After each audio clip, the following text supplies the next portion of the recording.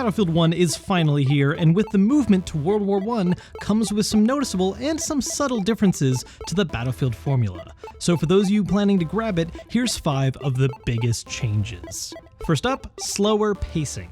To reflect this older era of war, weapons all handle a bit different from what you might be accustomed to in past Battlefield games. It's nothing super dramatic and is definitely more stylized than actual history, but it does affect the flow of the game. Reload times and rate of fire are a bit slower, with fully automatic weapons having less precision. This means that it takes a little more work to kill enemies and slows down the overall pace of the game. It also brings down the scale of skirmishes a bit. Even in large maps with large open areas, you'd be surprised how often mid and close range combat will occur, with melee attacks being an option much more often. This helps to keep the Battlefield feeling of huge sweeping landscapes with vehicles, while still giving players a bit more of an up-close, visceral experience. Though sniping is still aplenty, so no running out in the open like a moron. Number 2, weapon variety. Guns now have multiple designs. Each gun has a stock version that's the baseline, with 2 different upgraded versions available offering different focuses. For instance, one might offer improved handling and accuracy, whereas another reduces your damage a little in exchange for a higher rate of fire, or maybe even better hip shooting accuracy, so it's easier to use in close quarters combat and when you want to melee someone.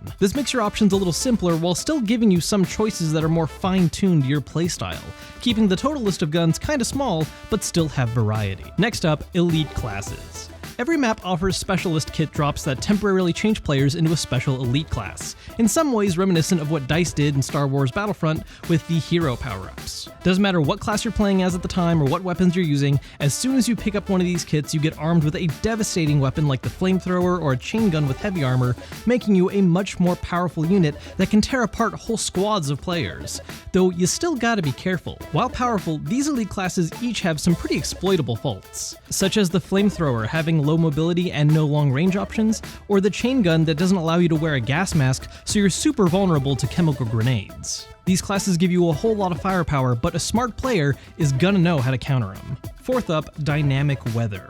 Weather plays a much larger role in this game. Maps now have various different weather effects that can change mid-match and can directly impact gameplay.